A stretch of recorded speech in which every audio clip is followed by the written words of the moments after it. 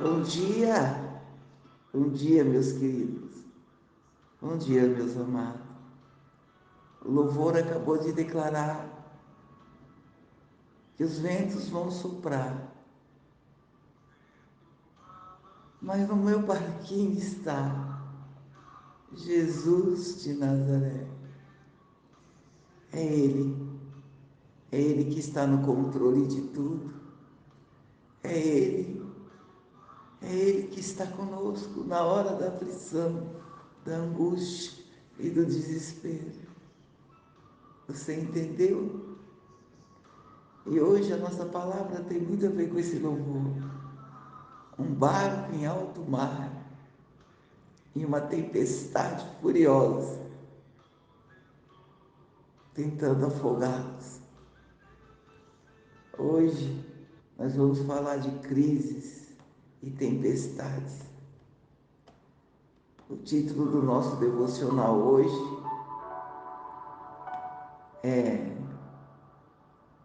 Paz em meio às crises e tempestades.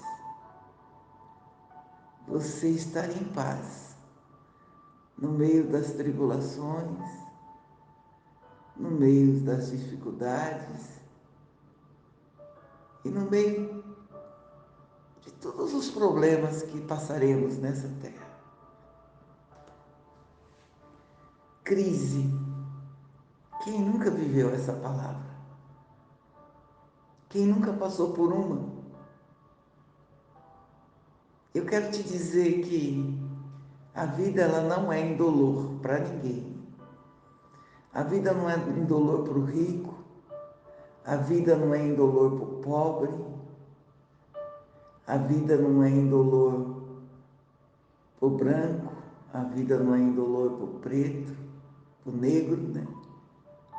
A vida não é indolor. Por mais que nós fujamos dos problemas, por mais que nós tentamos evitar as dificuldades, vamos passar. A vida não é indolor. Amém? Crise emocional. Crise emocional acontece quando você se cobra demais, sabe? Ou você coloca muita expectativa sobre a si mesmo, sobre as pessoas, e não alcançando os seus objetivos, vai te causar frustrações, insatisfações, trazendo assim até um cansaço mental. Crise existencial. Crise existencial. Períodos de instabilidade emocional, conflitos sobre o que eu estou fazendo aqui nesse mundo, qual é a minha missão, para onde eu vou, de onde eu vim.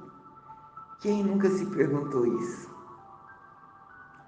Existem as crises conjugais, quantos casais passam por crises, né? Dizem até que existe a crise dos 7 anos, que é a mais comum, né?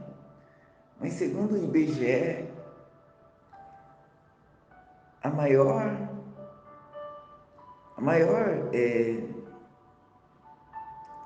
a maioria dos divórcios acontece entre o quinto e o nono ano de casamento. Quer dizer que se você passou do nono ano do casamento, você provavelmente não se separará tão fácil. Mas tudo isso são dados, tá? São pesquisas, não é algo real. O que a gente vê casais de 20, 30 anos se separando. Existem as crises financeiras, né? Que é o que o mundo está passando agora, de uma maneira uniforme e geral. Não fique pensando que só na tua casa que está difícil, que não é só na tua casa que a conta não está fechando, que não é só na tua casa que está apertado. Não. Essa crise ela é mundial, queridos. Nós estamos vivendo um pós-pandemia, onde todas as escolhas erradas daquela época, onde toda a política sobressaiu o que era correto e sensato, nós estamos colhendo hoje. Logo depois veio a guerra da Ucrânia com a Rússia, recente, nova, mas segundo os especialistas, os efeitos colaterais nocivos da nação ao mundo pode chegar até 100 anos. Então, as crises financeiras vão se alongar por longos e longos anos. Enfim, desde que o mundo é mundo, as crises existem. Pequenas crises, grandes crises, rápidas, demoradas, elas estão aí. A verdade é essa: ou nós estamos em crise, ou passaremos por crises, ou já estivemos em crises.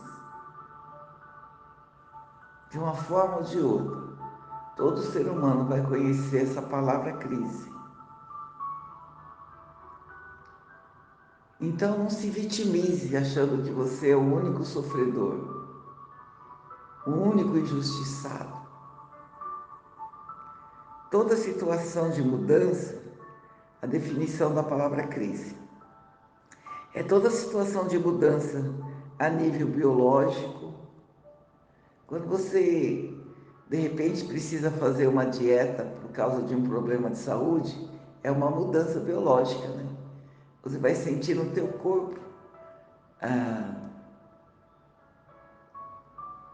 você vai sentir no teu corpo a diminuição do alimento que você vai comer, por exemplo, os diferentes alimentos que você nem gostava e agora vai ter que comer. É uma mudança biológica, né? Uma crise, a palavra crise é uma mudança no corpo, no psicológico. Já percebeu que toda vez que você tem que enfrentar uma situação nova, por exemplo, um emprego novo, né? Você mudou de cidade, existe uma pressão psicológica ou social, né? Você vai ter que enfrentar uma comunidade, uma escola, você fica meio perdido. Isso exige da pessoa ou do grupo que vai passar por isso um esforço além para manter o equilíbrio emocional. Ou seja, toda crise ela veio para desestabilizar. A crise, quando ela chega, seja ela de qualquer dimensão, ela gera um desequilíbrio. E vai exigir de nós um esforço maior do que fazemos quando tudo está bem, quando estávamos confortáveis em uma situação. A palavra crise vem do latim que traduzida quer dizer ventos. Quando o vento sopra, ele tira tudo do lugar, né? Quando ele vem, ele carrega os telhados, as casas, os carros. O vento mexe com o mar, trazendo destruição nas praias, né? Nas embarcações. É isso. Crise é isso. Vem para desestabilizar, vem para desarrumar. Então, o que fazer com aquilo que estava tudo organizado, né? Ela vem e desorganiza. Aquilo que estava planejado deixa de estar. Aquilo que estava ajeitado começa, né? Está em desordem agora. A crise, ela anula, ela cancela a sua agenda. Eu estava dizendo na célula que quando veio o Covid, as pessoas que costumam planejar, né, agendar, né, é engraçado. Daqui 2 meses eu vou fazer isso, daqui 3 meses eu vou fazer aquilo.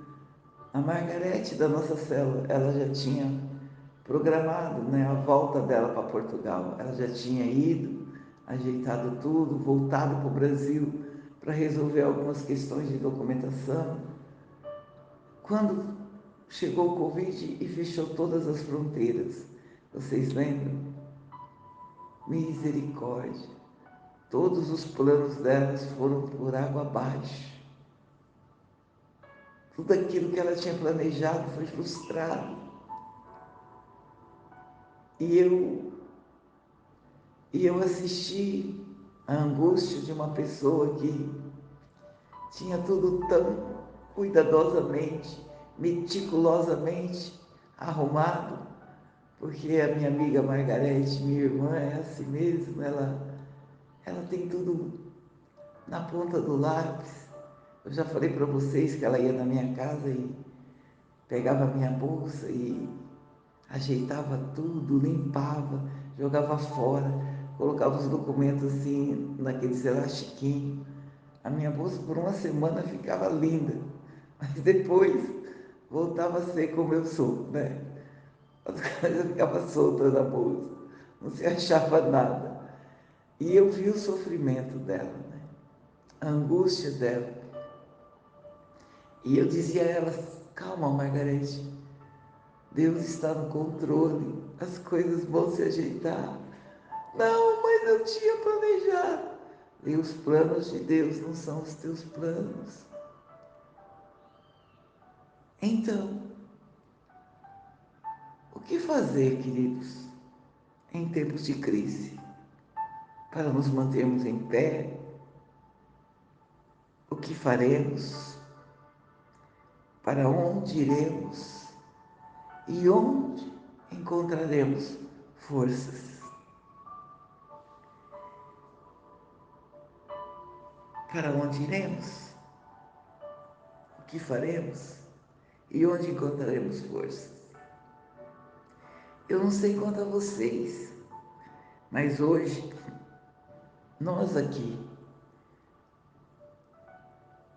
nós vamos declarar como Josué declarou. Josué falou assim: eu não sei contra vocês, a congregação que ele estava à frente, mas eu sei de uma coisa, que eu e a minha casa serviremos ao Senhor, mesmo diante das crises. E hoje eu gostaria que nós aqui declaramos, como Davi declarou.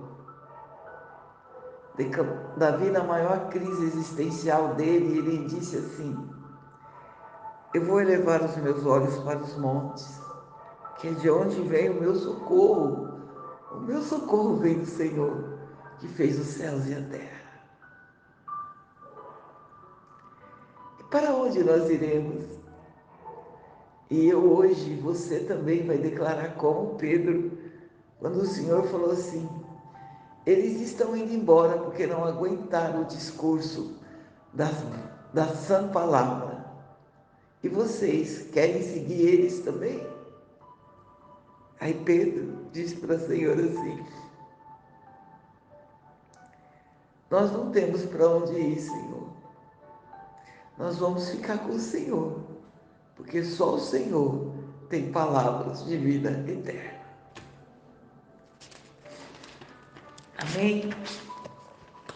Definindo o que é crise, escrevendo um pouco das crises e direcionando para onde iremos, o que faremos. Eu gostaria de ler para vocês uns versículos do capítulo 4 de Marcos, que vai mostrar que os discípulos passaram por esse momento de crise aguda, né? Se quiser abrir lá em Marcos 4, Eu vou ler do 35 ao 41. Eles estão no meio de uma tempestade, num barquinho em alto mar, como o louvor contou ali. No meu barquinho está Jesus de Nazaré. Eu nunca estou só. No meio das minhas crises existenciais, emocionais, financeiras, familiares, eu nunca estou só. O texto fala assim: e naquele dia, sendo já tarde, disse-lhes, Jesus disse, passemos para outra margem. E eles, deixando a multidão, o levaram consigo, assim como estava no barco, e havia também com eles outros barquinhos. E levantou-se um grande temporal de vento, e subiu as ondas por cima do barco, de maneira que já se enchia de água. E Jesus estava na polpa, dormindo sobre uma almofada. E despertaram-no, dizendo, Mestre, não te importas que perecemos? Ele, despertando, repreendeu o mar e o vento e disse, cala-te, aquieta-te. E o vento aquietou, e houve grande bonança. E disse, por que sois tão tímidos? Ainda não tendes fé? E sentiram um grande temor, e diziam-se uns aos outros, mas quem é este, que até o vento e o mar obedece?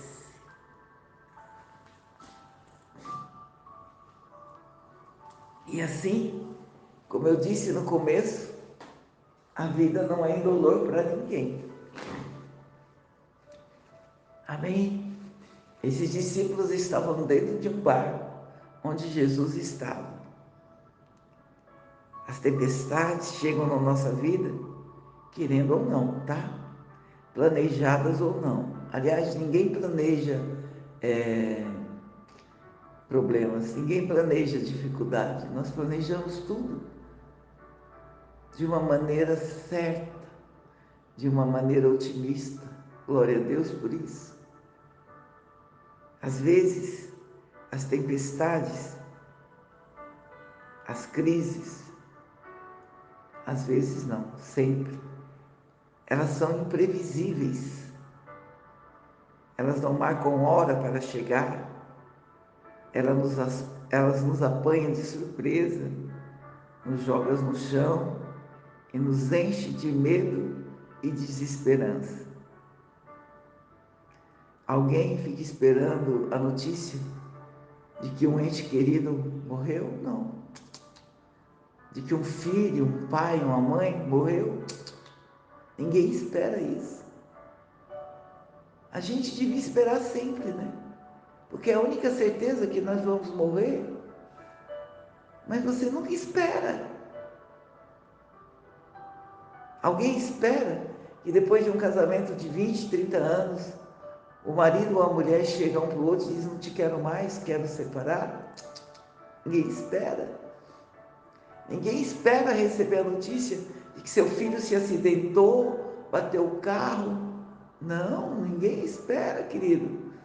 Alguém espera chegar no trabalho e ser convidado para ir no RH e ser despedido? Não. Alguém espera uma traição? Não. Ninguém espera. E é essa a situação em que os discípulos estavam enfrentando aqui nesse texto. Eles não esperavam aquela tempestade naquela intensidade. Presta atenção nesse detalhe. Aqui, eles estão atravessando o Mar da Galileia, um território conhecido deles. Era o caminho da roça deles. Era um caminho rotineiro. E de repente, neste ambiente doméstico deles, eles enfrentam um problema novo, inédito. Mas por que novo e inédito? Porque foi muito forte. Eles estavam acostumados com as tempestades e com os ventos fortes daquele lugar, né? Esse problema era comum para eles, mas dessa vez chegou de muito súbito, muito de repente e com muita intensidade. O Mar da Galileia, eu fui dar uma olhada, na realidade ele é um lago, sabe? Ele é um lago de águas doces. Ele tem 21 quilômetros de comprimento por 14 quilômetros de largura. Ele fica encurralado pelas montanhas de um lado da Galileia e do outro lado de Burlã, uma região ali da Palestina. E aí tem um monte, um pouco mais para frente, chamado de Monte Hermon. O Monte Hermon, apesar do calor intenso da Palestina, no cume dele ele acumula neve, né?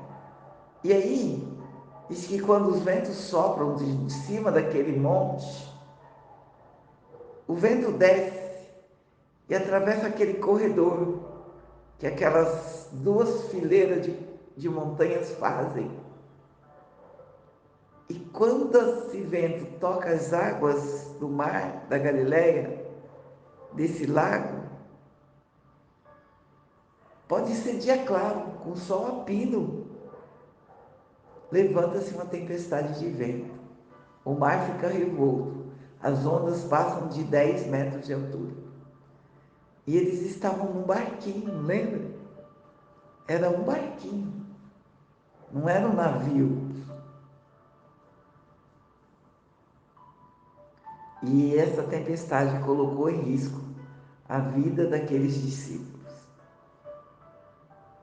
As tempestades e as crises na nossa vida são assim. Está tudo bem, está tudo tranquilo, tudo na zona de conforto, nenhum indício de tempestade no horizonte. E de repente, de súbito, um fato acontece que mexe com as nossas estruturas. Essa tempestade não só chegou de repente, mas ela se tornou incontrolável. Incontrolável. Notem, aqueles homens eram pescadores desde a infância, eram peritos em navegação, tinham horas e horas de navegação.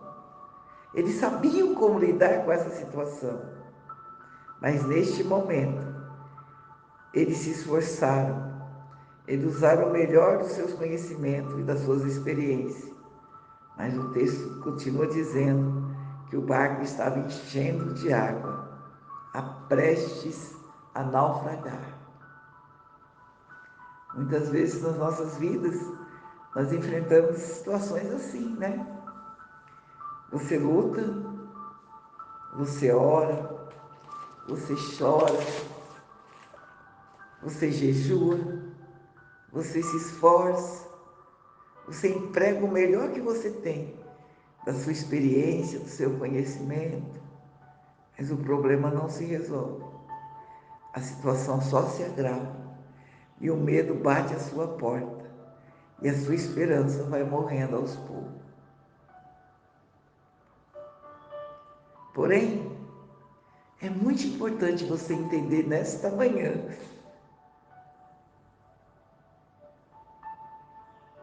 que mesmo quando estamos em uma situação que parece irreversível, irremediável, quando parece que a única alternativa é entregar os pontos, jogar a toalha, admitir a derrota, é saber que nada acontece em nossas vidas. Nenhuma situação que esteja acontecendo na nossa vida está fora do controle do Deus Todo-Poderoso. Jesus está no controle da sua vida. O Deus Todo-Poderoso não perdeu o controle, ainda que você perdeu, Ele não. Nenhuma tempestade que desaba sobre nossas vidas está fora do controle de Deus, entendeu? As tempestades, elas são pedagógicas. Elas não vêm para te destruir, elas vêm para te fortalecer. Elas não vêm para te derrubar, elas vêm para te fortalecer a musculatura da tua alma. Esse texto que nós lemos, ele é regido por 3 perguntas. Eu vou dizer quais são. No versículo 38 diz assim: é a pergunta que os discípulos fazem a Jesus. Qual é a pergunta? Mestre, não te importa que perecemos? Primeira pergunta. Segunda pergunta no versículo 40. É a pergunta que Jesus faz aos discípulos: por que sois assim, tão tímidos na fé? Por que vocês ainda não conseguem ter fé? Terceira pergunta do versículo 41 é que é aquela que os discípulos fazem entre eles mesmos: quem é este que até o vento e o mar obedecem? E eu quero fazer essas 3 perguntas para nós hoje. Amém? Naquele contexto, tá? Naquele dia, Jesus havia pregado na margem daquele lago, lembra? Eles estavam na margem, quando ele falou: vamos passar para o outro lado? Ele estava ali pregando para uma multidão, ensinando. Foi nesse momento que o Senhor ensinou para aquele povo a parábola do semeador, a parábola da candeia acesa. E depois de pregar, ensinar, curar, expulsar os demônios, ele estava cansado, né? Ele estava exausto. E no verso 35, Jesus ordena: passemos para o outro lado. Ele queria um tempo de repouso e de descanso. E ele se acomodou na polpa do navio e dormiu. Existia uma ordem expressa de Jesus. Jesus falou: passemos para o outro lado. Assim que Jesus adormece, a tempestade acontece. E no texto não menciona que o céu escureceu, as nuvens ficaram escuras, começou a relampear. Não, não tinha mudança de clima, não tinha mudança de temperatura, mas no trajeto a tempestade os alcança. E como eles estavam acostumados com essas tempestades, né? Como eu falei, de pronto eles não vão acordar Jesus. Eles sabiam que Jesus estava cansado. Lembra? Ele era o Verbo que se fez carne. Ele se fez homem como nós. Ele tinha fome, ele tinha sede, ele se cansava e ele precisava descansar, se refazer, dormir. E os discípulos entendiam isso.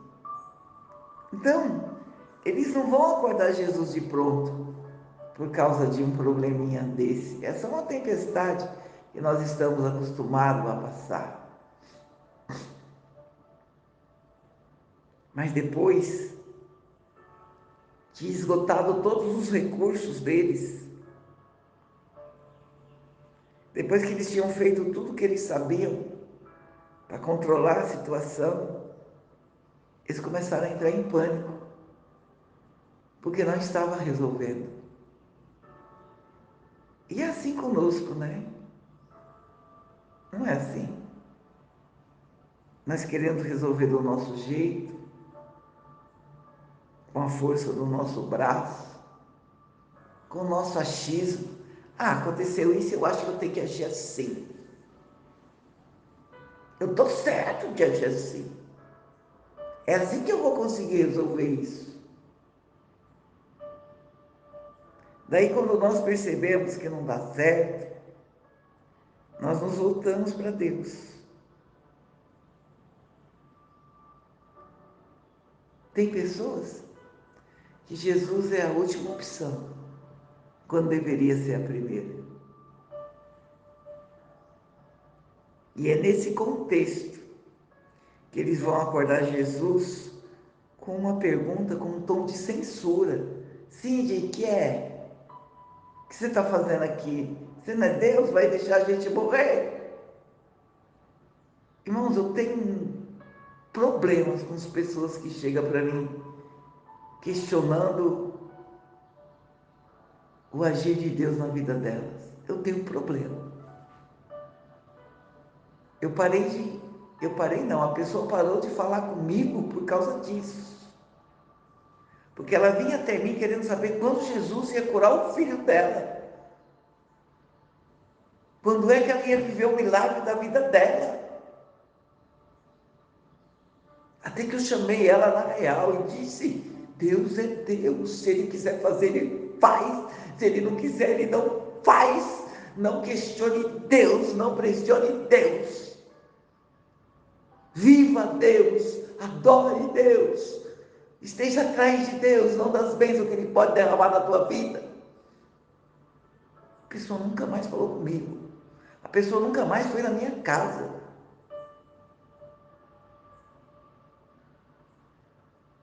Mestre, não te importas que perecemos, que morremos? É mais ou menos assim, né?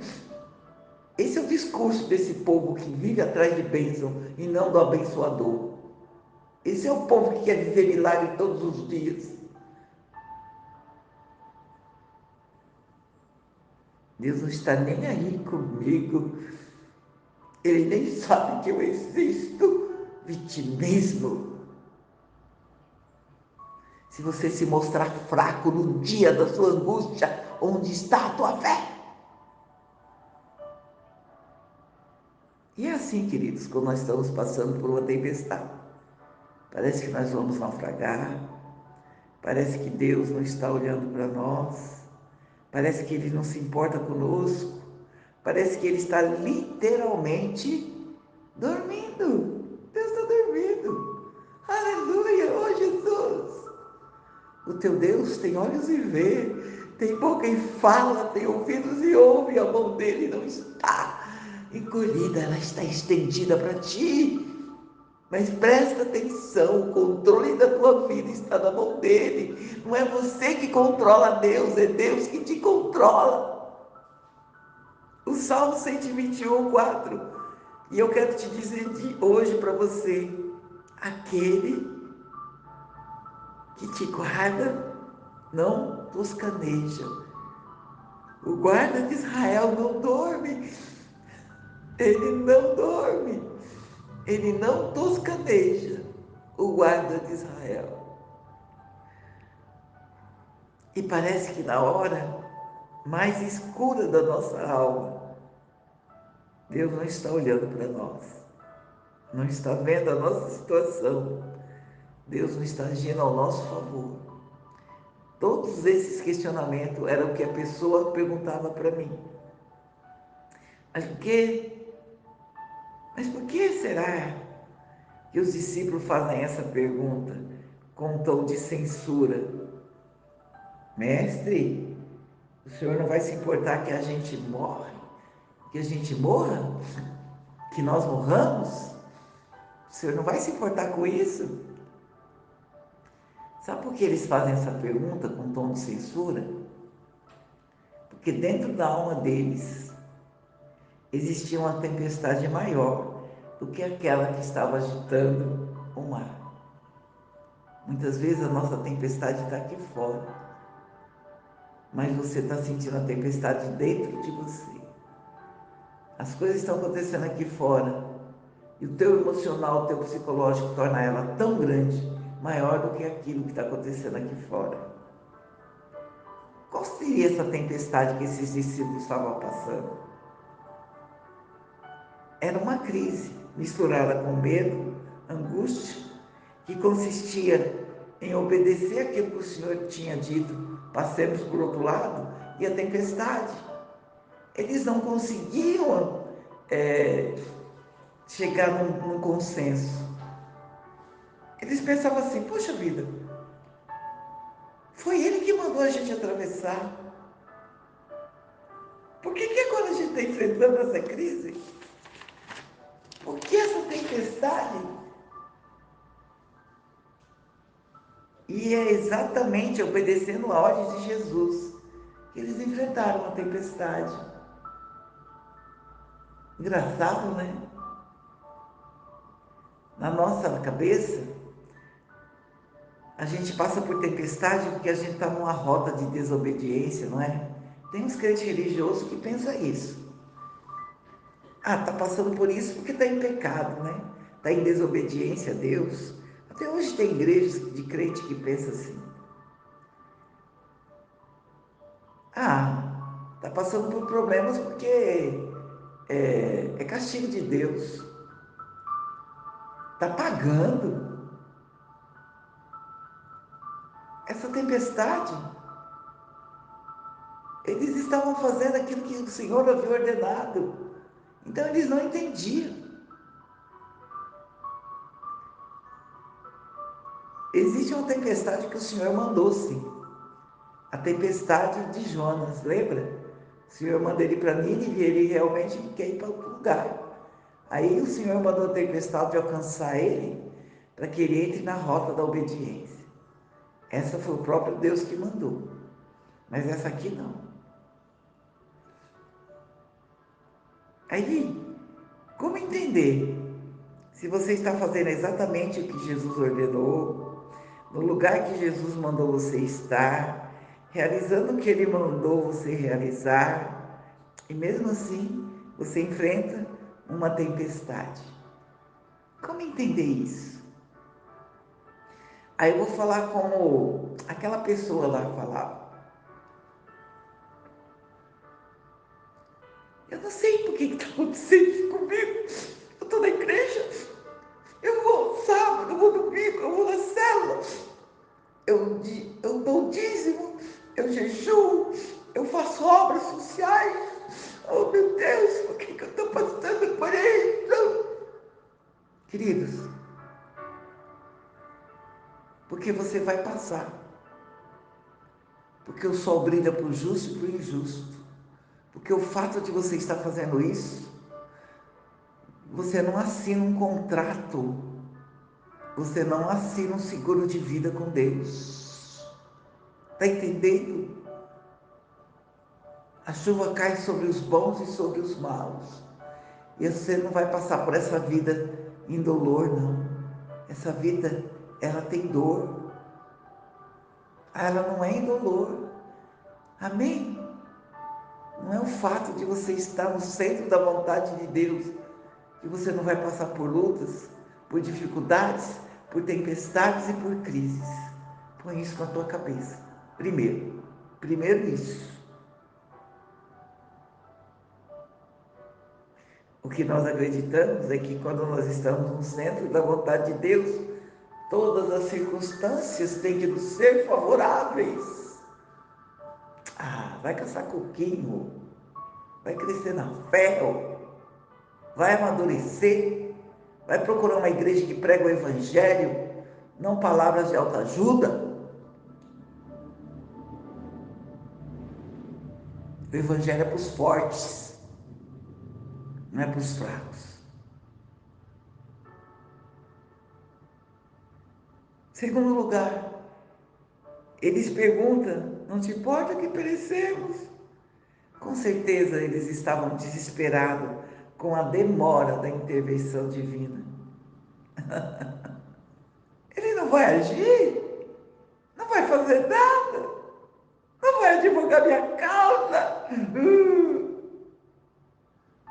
Às vezes, enfrentamos determinados problemas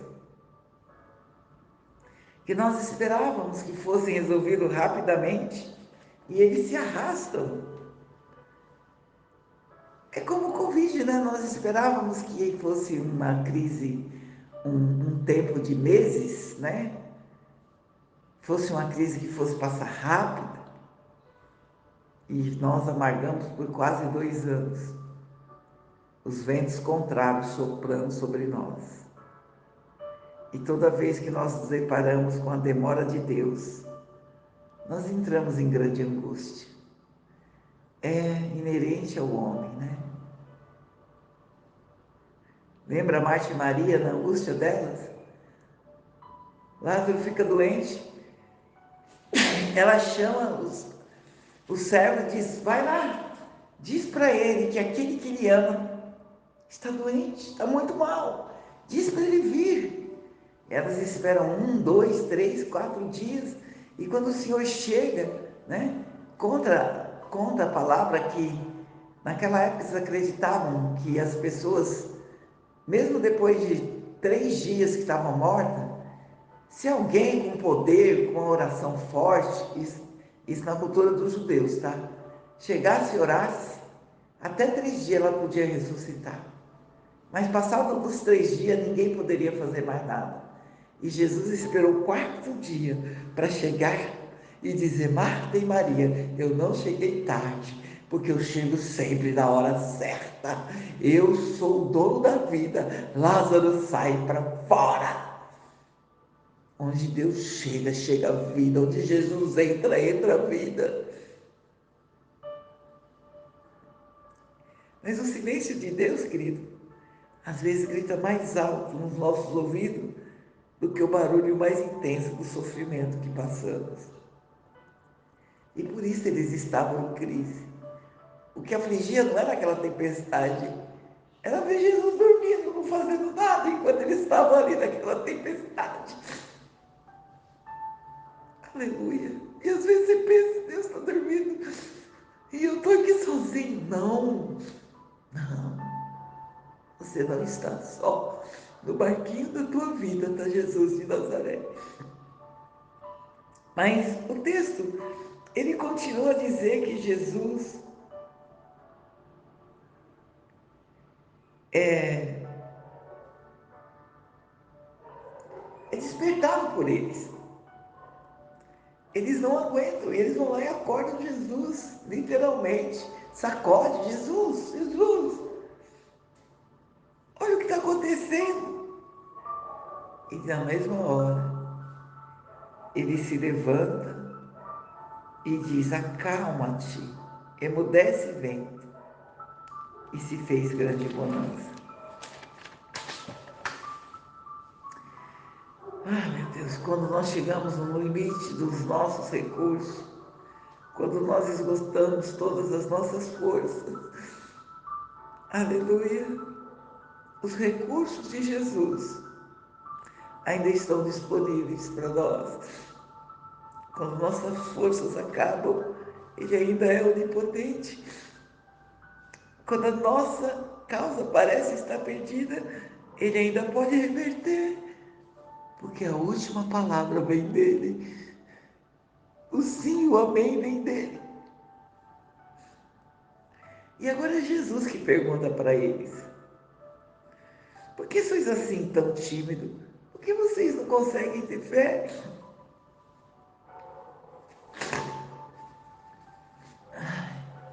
E é impressionante, né? Como Deus muda a metodologia de nos atender dependendo das circunstâncias, né? Eu digo que na nossa célula a gente tem 2 casos iguais, de pessoas que tinham problema com vícios, com bebida, a ponto de perder a vida e a família. Com um, o Senhor curou em 3 dias, numa revisão de vidas. Saiu de lá limpo, sem nenhum efeito colateral, sem nenhuma crise de abstinência. O outro, o Senhor foi tratando aos poucos e ainda está no processo de libertação. Eu estou dando esses 2 exemplos porque esses mesmos discípulos, já haviam passado por outra tempestade nesse mesmo lago da Galileia. Vocês lembram? Quando o Senhor pede para eles irem e o Senhor sobe ao monte para orar, lembra? Como eu falei para vocês, tempestade era costumeira nesse mar, nesse lago.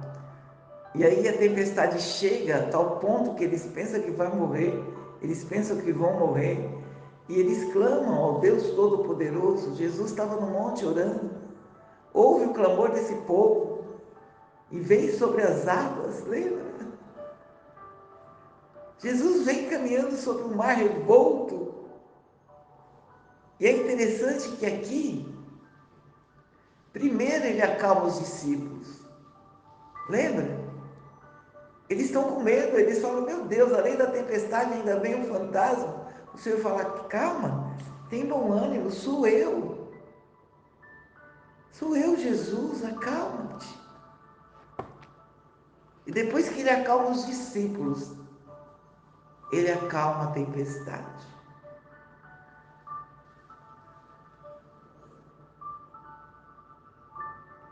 E nesse texto que nós estamos lendo aqui, primeiro ele acalma a tempestade, e depois vira para eles e fala assim, fica calmo, vocês não podem ter fé? Vocês não podem exercer a fé de vocês?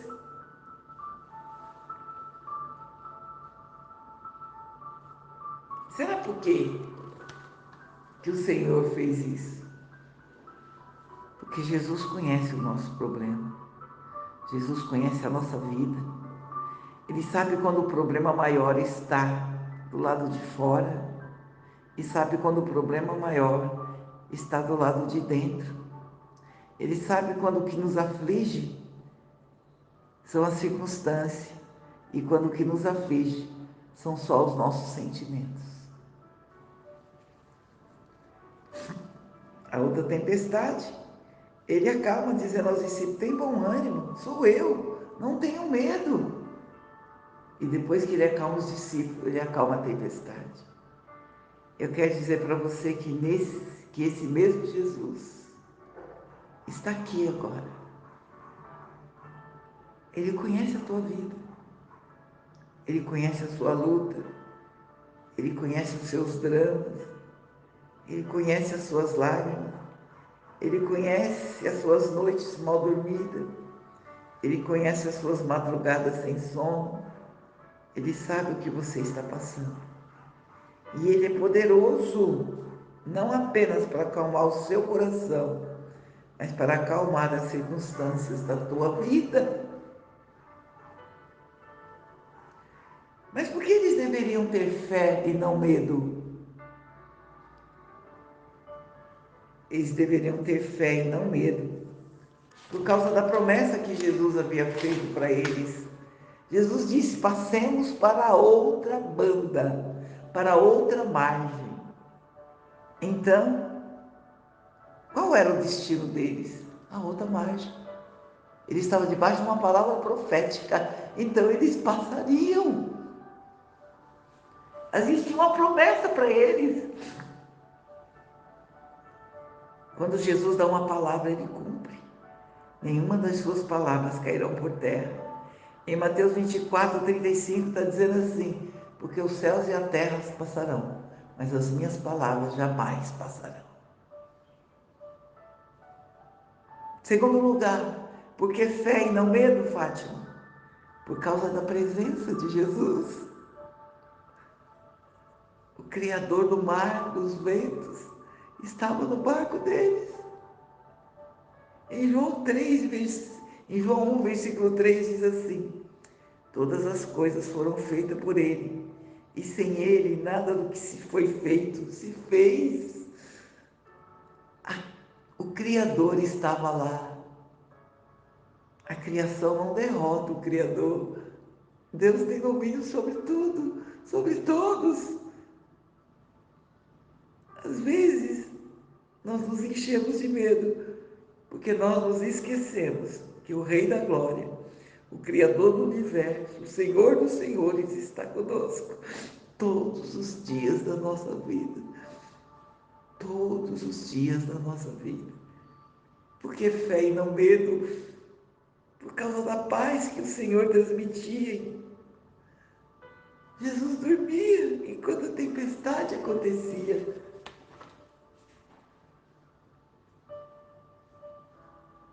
Que tempestade que tem tirado o teu sono? Que tempestade que tem deixado você angustiado? Jesus sabia que aquela tempestade viria. Claro que ele sabia, ele é onisciente, ele sabe de todas as coisas. E por que dormiu? Ele dormiu porque sabia que tudo estava no controle de suas mãos. Paz não é apenas ausência de tempestade, sabe? Paz é confiança em Deus no meio da tempestade. Isaías 43 diz assim: quando passares pelas águas, estarei contigo. Quando passares pelos rios, eles não te afogarão. E quando você passar pelo fogo, o fogo não arderá em ti. Porque o Senhor teu Deus, o Santo de Israel, o teu Salvador, está contigo. Aleluia, aleluia. Por que fé e não medo, Fátima? Por causa do poder de Jesus. Aleluia. O evangelista Marcos aqui, ele teve um cuidado, né? Nós estamos no capítulo 4, mas o capítulo 5 e o 6 vão destacar o poder de Jesus sobre tudo e sobre todos. Aqui no capítulo 4, nós estamos vendo Jesus demonstrar poder sobre a natureza. Aleluia! Cala-te, vento, aquieta-te, mar. Aí no capítulo 5, nós vamos ver o poder de Deus sobre os demônios, quando ele liberta aquele homem possesso de uma legião de demônios, 6.000 demônios. O Senhor tem poder sobre os demônios, sobre o mal. E no capítulo 6, nós vamos encontrar aquela mulher do fluxo de sangue que há 12 anos jazia, se desmanchava em sangue. Aquela mulher que era colocada à margem da sociedade. Ela vai até Jesus, toca na orla e na mesma hora aquela hemorragia é estancada. E ele saindo dali vai até a casa de Jairo, onde a filha dele já estava morta, e chama a menina de volta à vida. Jesus tem poder sobre as doenças e sobre a morte. Aleluia. Jesus tem poder sobre as leis da natureza. Jesus tem poder sobre os demônios. Jesus tem poder sobre as enfermidades. E Jesus tem poder sobre a morte. Jesus tem todo o poder, toda a autoridade nos céus e na terra, porque lhe foi dada pelo seu Pai. Eis que nos dou toda a autoridade sobre os céus e a terra. Aleluia. Não precisa temer, precisa ter fé. Nós não precisamos ter medo, nós precisamos ter fé. Versículo 41. Depois desse fato, os discípulos, possuídos de grande temor, diziam uns aos outros: quem é este que até o vento e o mar lhe obedecem?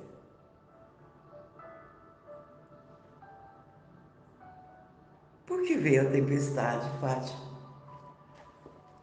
A tempestade veio apenas para um propósito: para ensinar aqueles discípulos, para que aqueles discípulos pudessem ter a noção de que aquele Jesus que ensinou as verdades do reino é o Jesus que tem todo o poder para agir nas nossas vidas e nos livrar dos grandes perigos da nossa existência. Para que eles pudessem ter uma dimensão certa, uma visão mais ampla da grandeza de Deus, do Deus que eles conheciam. O resultado disso foi a admiração dos discípulos. Eles falaram: meu Deus, quem é esse que anda conosco? Que até o vento e o mar obedecem. Admiração respeito, temor e tremor a Deus. Você conhece esse Jesus que controla a tua vida? Porque você questiona tanto? Porque você tem tanto medo?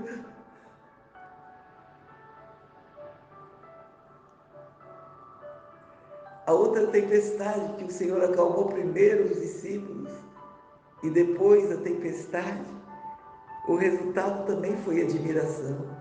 Eles falaram no final: verdadeiramente, és o Filho de Deus. Quando a tempestade chega e Jesus intervém, o resultado que Ele quer da nossa vida é que nós fiquemos mais perto dEle, mais admirados dEle e mais prostrados aos pés dEle. Quem é este que até o vento obedece, o vento e o mar obedecem? E chegou o momento de nós declararmos quem é esse Deus. Se você puder, se der, né? Feche os teus olhos agora, que nós vamos declarar quem é esse Deus. Ele é aquele que era, aquele que é e aquele que há de vir.